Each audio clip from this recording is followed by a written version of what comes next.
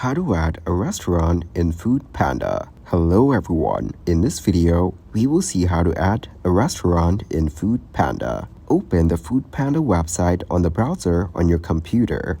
Make sure that you're logged into your account on Foodpanda. Select category type. Let's start by creating the categories of your menu option.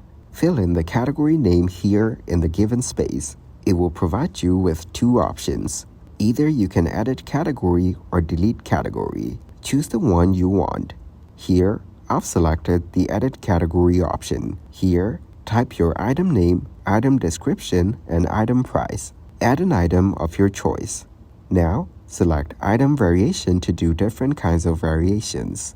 After that, see the variation price. Add dish photos. 3 out of 4 dishes ordered have photos. In the end, finish your order and enjoy by ordering it from your favorite restaurant. Thank you guys for watching this video. Hope you got some value. Make sure to like the video and subscribe to the channel to get notified of new videos. See you in the next one.